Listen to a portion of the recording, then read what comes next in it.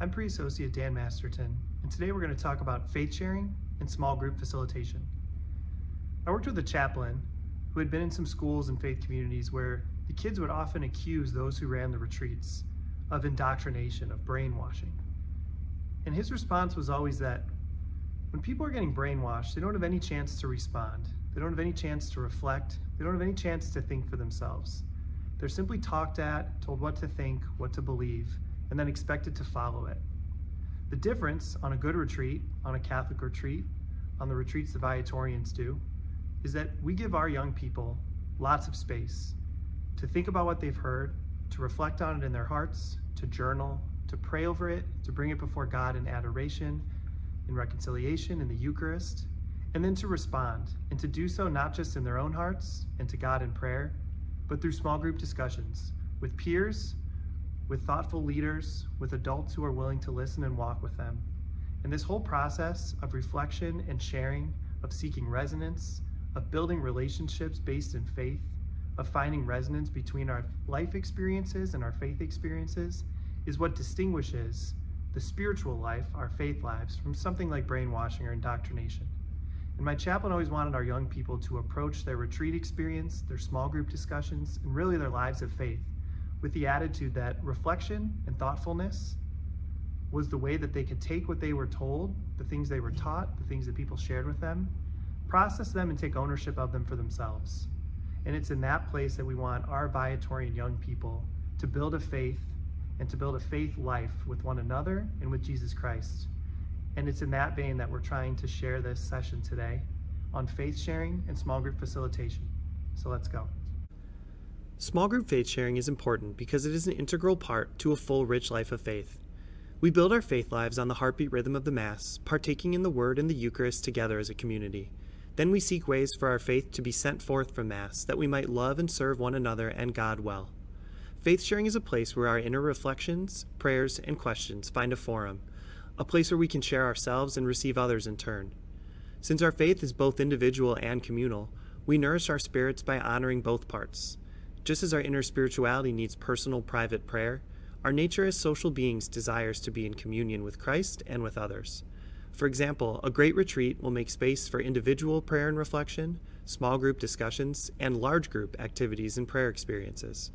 This helps us to look within ourselves, share that with others and find resonance in doing so, and then to walk together as a community. Additionally, people bring diverse backgrounds to their lives of faith. People have all sorts of different personalities, different neurotypes and neurodivergences, different spiritualities, and different comfort levels with their faith and practice. When we differentiate the experiences in our lives of faith, incorporating individual, small group, and large group time, as well as considering different learning styles such as kinetic, visual, and auditory, we create avenues by which many people can engage and grow. All of this is to say that small group faith sharing plays an important role in this range, and we ought to strive to do that part well. Intentional faith sharing helps us grow past simple memorization or reception. Whereas younger or less experienced people may be inclined to see faith as a set of beliefs or a list of do's and don'ts, we are all called to a more mature faith, one that questions, doubts, and wrestles, one that explores tensions, asks difficult questions, and constructively seeks depth and nuance in one's own heart, as well as through relationship with others and with God. For young people in particular, making space for this exploration is crucial. Faith can involve some rote teaching of beliefs and practices, but it only takes deep root and grows stronger when we reflect and react. Pastoral ministers, faith-sharing leaders, and discussion facilitators need to create space where people can come in honesty and authenticity to explore and hopefully strengthen and deepen their faith.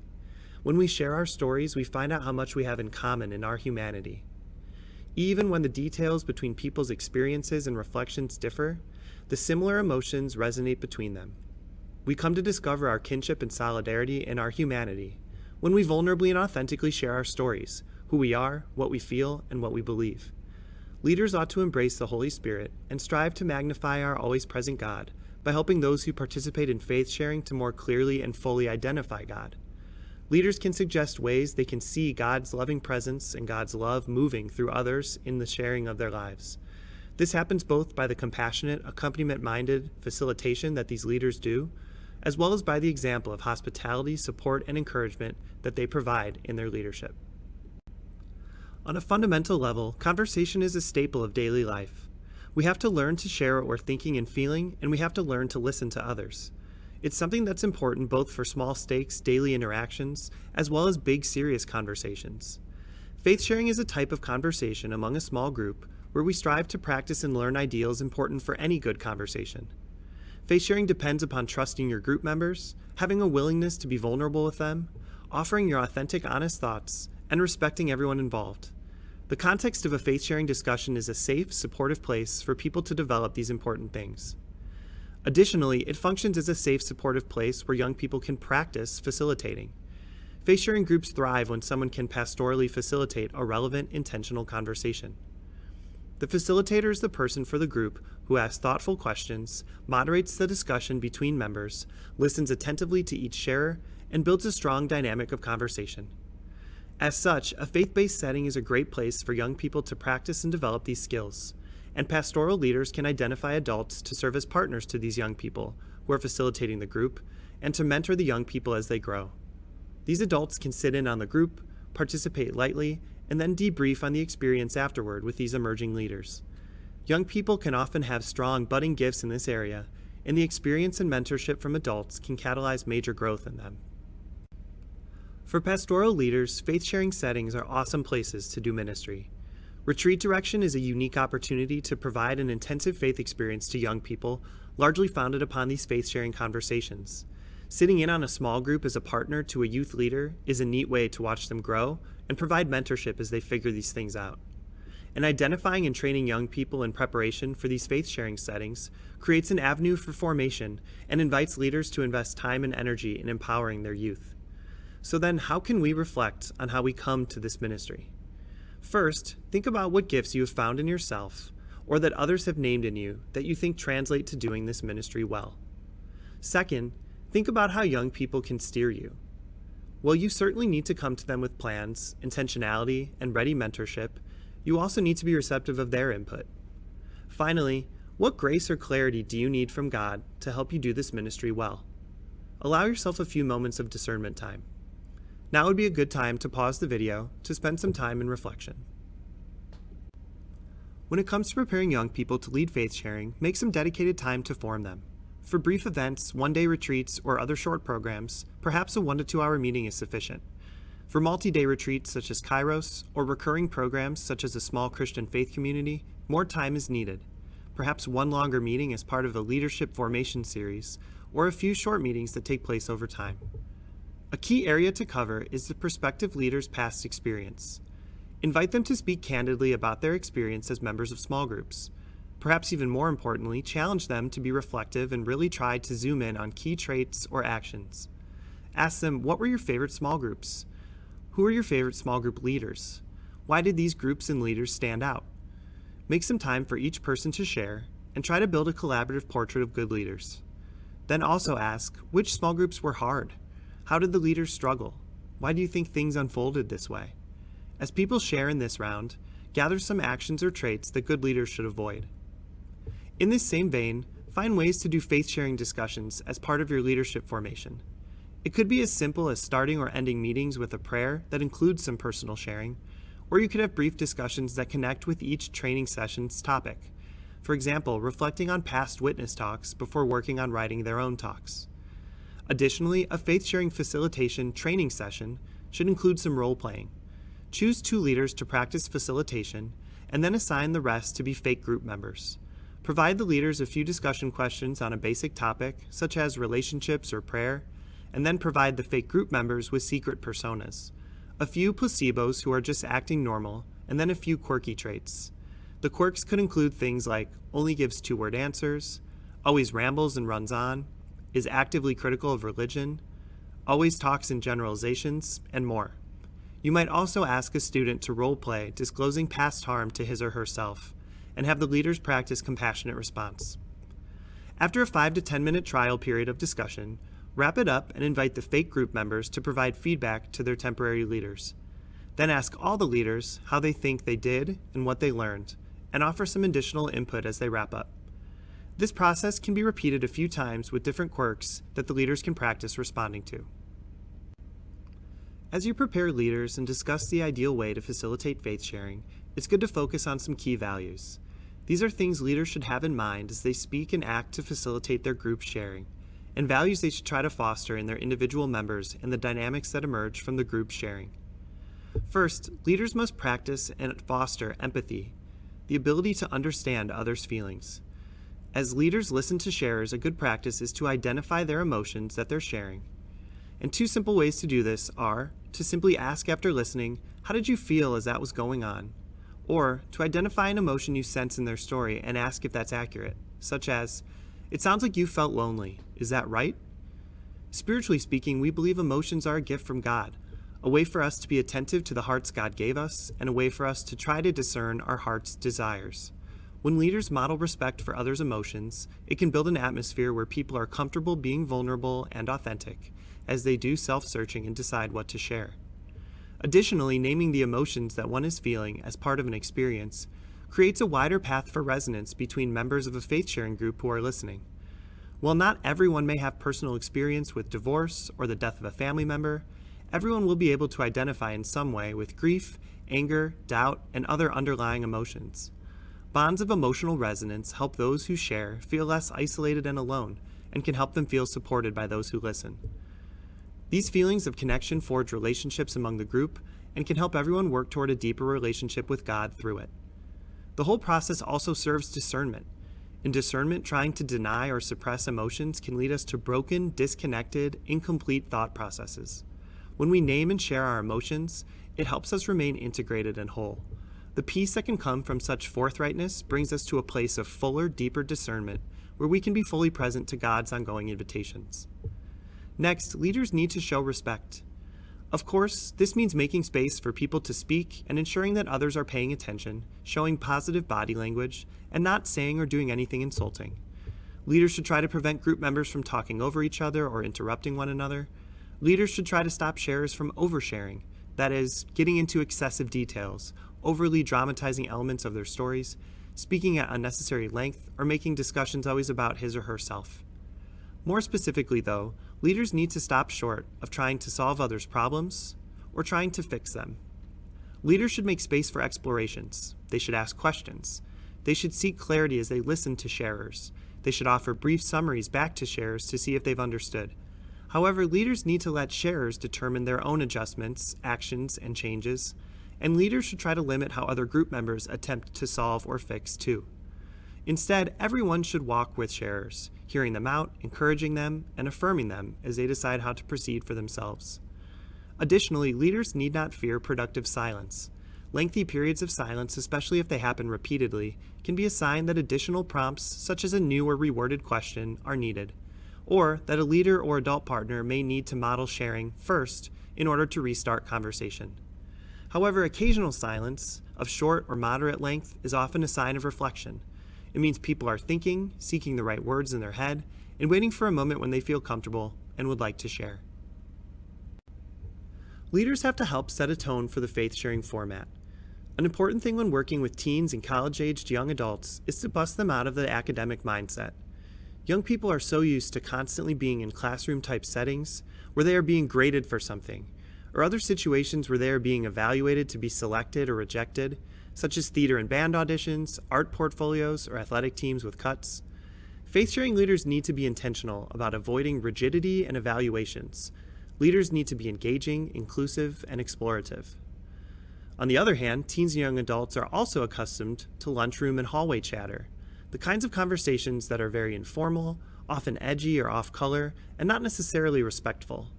While we do want our faith-sharing groups to be a bit playful, very friendly, and especially joyful, we want to challenge group members to get to a level a bit above this sort of chatter.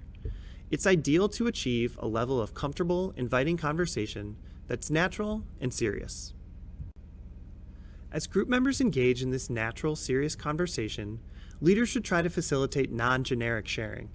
For the most part, faith sharing should not be generic, detached reflections. For example, we should try to avoid or at least get deeper than statements like, "Generally, I think Catholics are judgmental." Broader questions and initial reactions can be the way that conversations start, especially because these wider ideas can help draw people in as the conversation takes shape and becomes more specific to each sharer. However, real faith sharing has to pivot to that which is personal to each sharer. To really share one's faith, a sharer has to use I statements, something that youth leaders and adult partners can model if and when they share. First-person statements with I, me, we, and us are the ways that one can speak in a way that reflects their own beliefs, emotions, and experiences. And using this language will set a standard that other sharers can follow in sharing themselves. This first-person language is necessary to get past the superficial level of talking broadly about stuff and to go further to build a dynamic where people are sharing themselves personally. This may sound a bit funny to say, but faith sharing also necessitates sharing faith.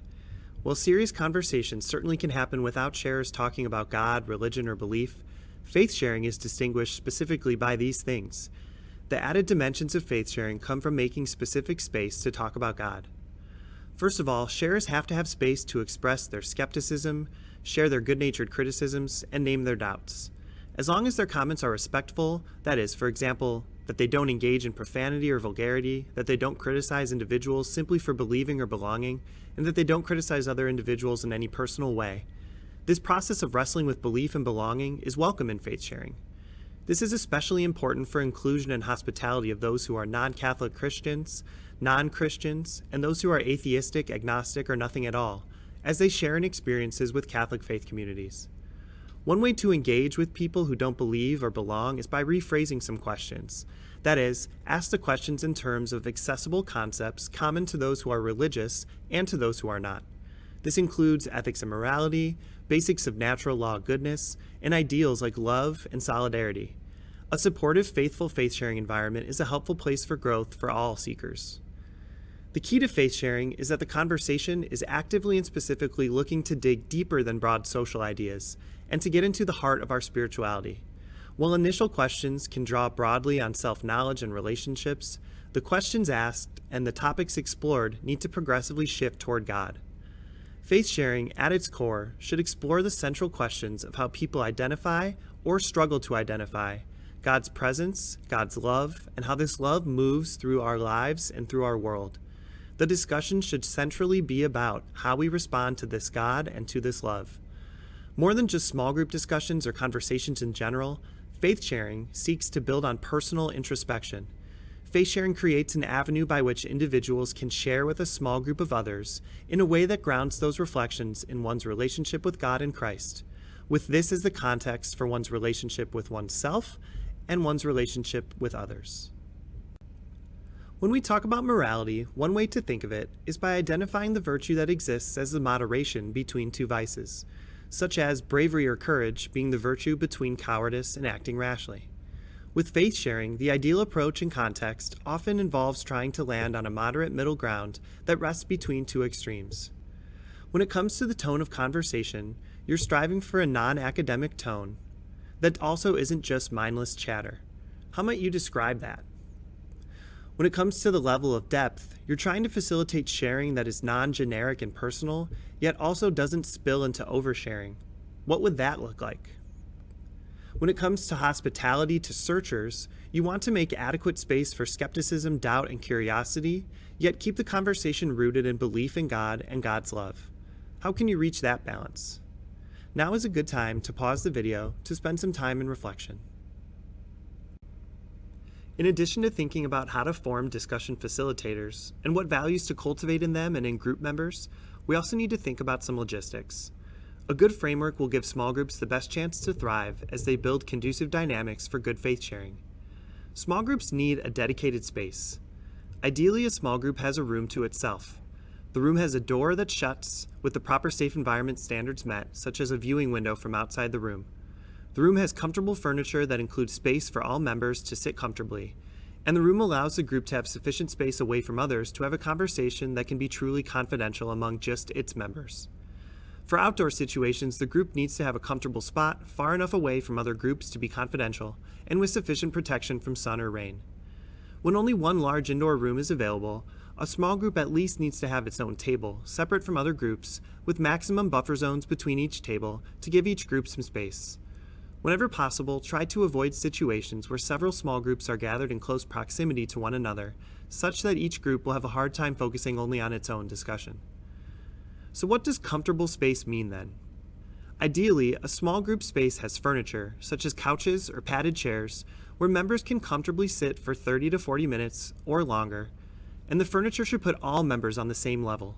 Variation in height can create odd power dynamics, such as if some group members are on bar-height stools while other group members are on low, sinky couches.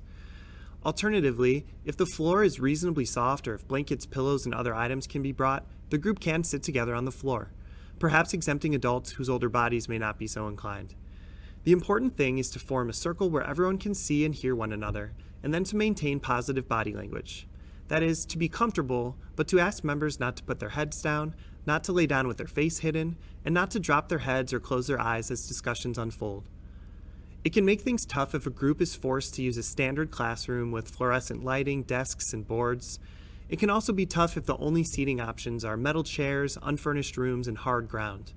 Do all you can to investigate probable meeting spaces and plan ahead to facilitate appropriate comfort for everyone involved.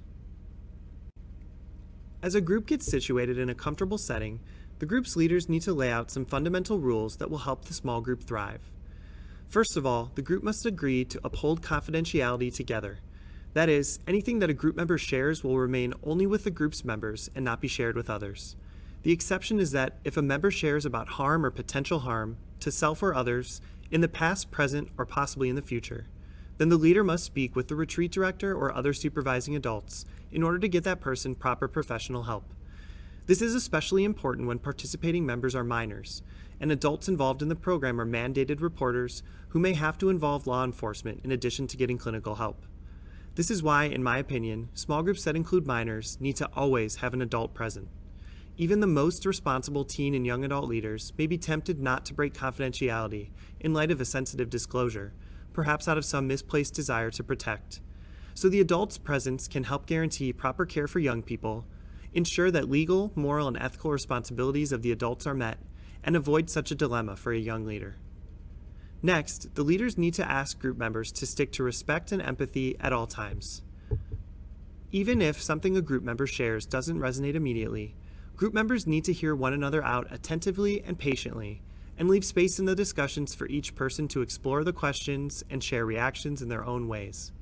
It's healthy for group leaders to do little check-ins with group members during meals and breaks on retreats, or in between program sessions for a small faith group. This way they can get a sense of how the group is working for them and make adjustments to their facilitation style if needed. As the group finds its groove in discussion, it's important that the facilitators strive for steady invitation without being coercive. Much like the discussions shouldn't resemble classroom discussions, and much like the grades and evaluations that come in classrooms should be avoided, we don't want to structure a discussion in a way that mandates participation. Instead, we want to encourage and invite engagement and sharing more freely. More on this in a bit. Finally, it's okay and productive to lightly challenge your group members. Just be sure to strike a tone that doesn't scold or criticize, but rather calls group members to reach their potential spiritually. Remind them that we get out of experiences what we put into them. Unlike shows or music we watch or listen to in the background, we want faith-sharing forums to be experiences where group members are intently present and engaging. God is present and moving through the community gathered. The leaders and adult supporters have invested time and energy in preparing and serving. Now it's up to participants to find an avenue to invest themselves and see what is possible. Finally, local pastoral leaders are also encouraged to work with colleagues and youth leaders to identify additional guidelines or policies that should be emphasized based on local feedback. In terms of how you get a faith-sharing group started, it's helpful to dedicate some time and creativity to breaking the ice. It's crucial for developing a rapport and comfortable dynamic early on in particular. The icebreakers that happen at the start of a retreat and/or as part of the initial small group meetings should focus more on team building and learning one another's names. For example, the groups could engage in puzzles such as word jumbles, word searches, or trivia games, or even a competitive contest using a game like Catchphrase. For learning names, old standards like fun fact introductions, 2 truths and a lie when done tastefully, and I'm going on a picnic style games can help a lot. Sometimes we lose sight of icebreaking further into a retreat or into a series of faith-sharing sessions, yet they remain important on an ongoing basis. The difference is that the mode of activity can evolve to less gimmick-based activities as the group finds its stride, and they can be a means by which group members process their increasingly intensive experiences and jump into sharing with one another. For example, when beginning a discussion further into the retreat or into the group's meetings, consider doing a one-word check-in, or a 3 or 5-word check-in, etc. This is a simple one that just asks each group member to share how they're doing, whether with the retreat, with a series of discussions, with their faith in general, or with life at the moment, in just 1 or 3 or 5 words only. For this simple exercise, there's typically no follow-up question or lengthy discussion. The intentionally pithy prompt challenges folks to be concise about their status in a thoughtful way. It may also sow seeds for more expansive sharing as the discussion unfolds. Additionally, a simple way to start discussion is to simply ask group members for their reactions. During a retreat, reactions to whatever talks or activities preceded the discussion, or in a faith-sharing series or faith-sharing group, to the readings, talks, videos, or whatever the group looked at to prepare for the gathering. Simple questions like what did you think of that talk, or what did you think about as you participated in that activity, can get basic conversations started that snowballs into the main discussion. So how do discussion facilitators actually get group members going in faith sharing? The ideal we're working toward is a natural flow that organically comes from people sharing, but it takes time and work to build up to that for most groups. It's perfectly okay to start by simply going around in a circle. The first time, it's good to start with a leader or adult supporter who can model the appropriate way to share, making I statements, speaking personally without oversharing, and being comfortable in a way that's not overly staid, but also not too casual. From there, you can simply go one by one around the circle. This approach creates predictability so that each group member knows when their turn is coming and helps them prepare for the moment when they will be welcome to share. It also encourages every group member, the loud and the quiet, the comfortable and the nervous, the excited and the hesitant, to find an equal chance to contribute. Some groups will seriously value and prefer this structure. For most groups, it's best to use it just as a starting approach that you gradually move away from. One transitional method to use after this is a talking item, such as a cross, a rock, or a small sacred item. It can live in the middle of the circle, and the person who'd like to share can pick it up and hold it while they talk. When they finish, they can place it back in the middle for the next person to grab. Over time, people may express a desire to go next and simply signal for the share to pass it on when they finish sharing. Either in tandem with the talking item or as a separate strategy, you could adopt a popcorn approach to invitation. In this style, the person who has shared then invites the next person who will share. This takes some of the onus off the facilitator and encourages the group to affirm and invite one another. If this process becomes disrespectful or silly, for example, if people use it to pick on group members or try to pressure others into sharing, then it could be discontinued. Ideally, it becomes a way for group members to engage and mobilize one another. The hope as the group progresses is that the discussion becomes a fairly even spread among all group members. Ideally, various people are taking turns being the one to share first, and a steady rhythm develops of every person having a chance to respond to each question or prompt and hopefully deciding to share. Those who prepare and direct retreats, as well as those who create and administer faith-sharing programs and series, should provide thoughtful discussion guides to faith-sharing facilitators. Ideally, the programmatic focus involves clear objectives and desired outcomes, and the discussion guides have a series of questions that follow the arc the director intends for participants to walk together. So small group facilitators, don't ignore your manual. The full potential of the faith sharing rests in following the trajectory its planners have prayerfully devised. Keep the guides handy in order to thoughtfully and effectively walk your group and its members along this path. Ignoring the guide does a disservice to your group members who are depending on you to facilitate a great experience for them. But also, don't bury your nose in your manual. While attention to the guides orients your ministry in the right way, obsessing over it can become excessive and distract you from being present to your group. There are times when it is appropriate and fitting to exercise some flexibility and spontaneous creativity. Sometimes faith-sharing discussions will take on a unique momentum, and your presence to this movement will help you adjust and follow your group on the different path. So, do lead nimbly and presently with your manual handy. Thoughtfully reviewing the guides ahead of time in order to be solidly familiar with their arc will help you be more present to the moment. It'll familiarize you with the core aims of the guides and make sound judgment about the extent to which you should bring your group's momentum closer to the guide's discussions versus perhaps veering a bit away from the specifics of the questions and following another path or a detour. As with much in small group facilitation and faith-sharing leadership, try to strike a balance. As leaders utilize these guides, some conversation skills come in handy to practice good listening and catalyze good discussion. Facilitators should work in some active listening. A good practice is using brief summaries. After someone has shared, a facilitator can respond to them by summarizing their sharing in a sentence or two, and asking the sharer whether or not that captures what they were trying to say. These summaries can help everyone else track the sharing as it unfolds, but it also gives the sharer a chance to affirm that summary, and perhaps feel better that they are communicating clearly and being heard well, or they can amend the summary and clarify what they've shared.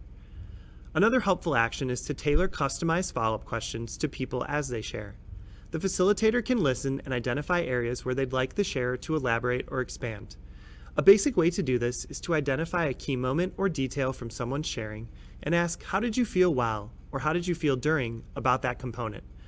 Emotions are a good place for many different people with different experiences to find resonance, and inviting a sharer to unpack these emotions helps that person reflect, while also potentially expanding resonant connections to fellow group members.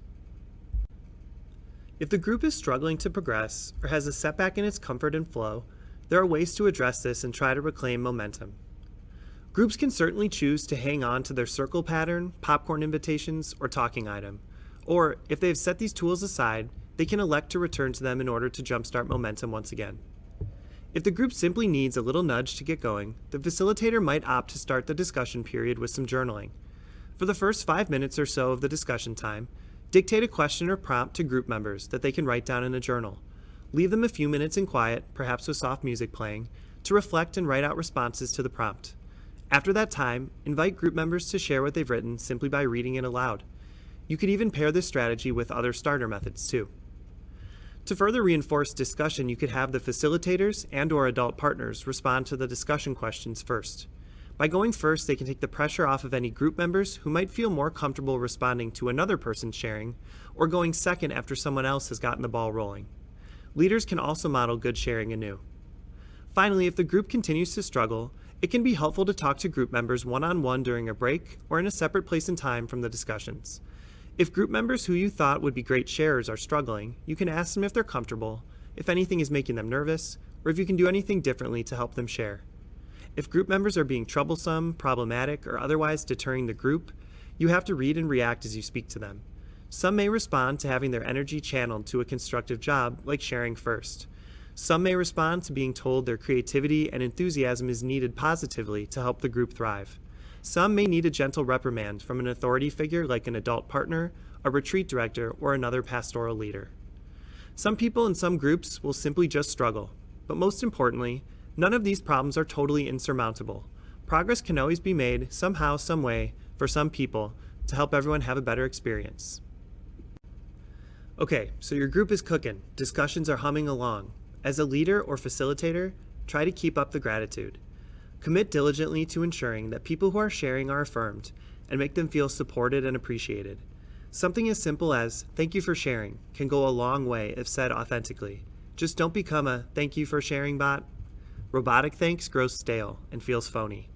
Vary your gratitude and thanks, affirming people for various parts of their sharing, with responses such as "thank you for trusting us with that," "thank you for your honesty," or "thank you for telling that story." You can also share your gratitude as part of the way you begin a discussion. Thanks everyone for all you've been sharing, and I hope we can keep that up here, as well as the way you conclude a discussion. Thank you so much for all you've shared to dig into this topic together. Finally, be sure that you conclude your discussions with a prayer. One practical consideration here: often when small groups really get going, they struggle to conclude their discussions within the time frame that the retreat or program has specified. Try your best to be respectful of the schedules and of people's time, concluding at the proper time and staying with the schedule. One casualty of losing track of the time is neglecting to pray together at the end of your discussion. In the initial discussions, the facilitators can lead the prayer to model praying as part of faith sharing. While we value and honor familiar prayers like the Our Father, they're best used as just a component of a faith sharing prayer. The prayer should be simple, spontaneous, and an externalization of the praying that person does in their own reflections with God.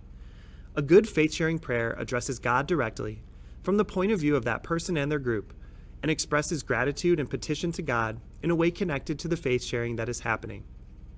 After leaders model such prayer, group members can hopefully volunteer and follow the model as you pray to conclude subsequent discussions. This can particularly come in handy in the final gathering of a retreat or program, because facilitators can ask group members to pray over one another as part of an affirmation process. Active listening, effective follow-ups, and thoughtful summaries returned to sharers all can go a really long way toward building a strong dynamic in small group discussions based in faith sharing. As you think about this for yourselves, it might be good to explore conversations that you have in your life with your friends, your loved ones, and members of your faith communities. So first, who in your life is a great listener? What things about that person help you feel like you've been heard when you talk to them? Are there any people in your lives who are poor listeners? Are there any people's bad habits that stick out to you, things that irk you as you try to share yourself and don't feel like you're being received completely? Also, what hallmarks would you hope to see in faith-sharing groups that develop and become strong? Why are those the things that you're looking for? What makes them important to you and to the people who are seeking spiritual depth as part of a retreat or a faith-sharing series? Now would be a good time to pause and take some time for reflection with these questions.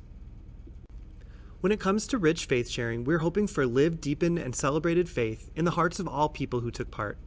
We hope this faith sharing will be the means by which people more fully discover Jesus Christ in the gospel and can actively identify God and God's love actively moving in their lives and our world. So how do we describe the effectiveness of emerging faith sharing leaders? In short, we hope to see them facilitating a group whose engagement, respect, and vulnerable honesty has achieved a natural, organic flow. These leaders could be described as directing traffic. Imagine an intersection where the traffic signal has gone out, but a policeman is capably keeping traffic moving in a safe and steady way, where drivers can continue on their way without becoming impatient or worrying about their safety. An effective small group faith-sharing leader functions in this way. How do we describe engaged participants? We want to see participants who are so engaged in the questions, the listening, and the sharing that the quantity of sessions and length of discussion is insufficient for their full exploration. This means that vulnerability and trust are blossoming, and the space for their earnest explorations has been well made. Ideally, this hunger for faith sharing becomes one that ebbs after a good meal, but returns steadily and endures with spiritual seeking. Rich faith sharing hones the gifts and talents of servant leaders and nurtures a thirst for deeper seeking in its participants. This is the type of community that we can raise with attentive care for this ministry. One of the tricky things in our lives of faith, and especially in pastoral ministry, like faith sharing, is that we're not always going to be successful in the ways we want. And it's important to remember that God doesn't call us to be successful, God calls us to be faithful. So let me tell you two stories. The first is of a young lady named Sydney, a high school senior who had been on retreats, who was living a life of faith, who was really a model student, earning good grades, active in extracurriculars, a captain on the cheer team, an enthusiastic, positive, relationship-building young woman who had decided to apply for a retreat leadership and was accepted. She did a great job in the preparations. She came into the retreat with a great mindset and with a lot of excitement to do something important as a servant leader for her peers. And our small group that I was in as her adult partner was terrible. We had several group members who were uninterested in engaging in conversation. We had young people who literally turned back everything that Sydney tried to do to help them engage more fully in the retreat. And no matter what I suggested to her or what the two of us tried to do, our small group just could not get going. Over the course of 4 days, we ran into countless brick walls, bad attitudes, lack of receptivity, and just rude reactions from over half our group. Sydney was disappointed, she was frustrated, but she did everything right in preparation, on the retreat, during our small group discussions, and all the way through, and it just didn't happen. And it's not a reflection on her as a person or on her preparation or her gifts. It's just that sometimes things don't succeed, but her fidelity was top-notch. On the flip side, you might get a young lady like my friend Melissa. I was with her on her junior retreat when everything came together for her. The faith she had kind of learned about as a child, nominally from her parents and then in Catholic high school, all of a sudden was taking deep root.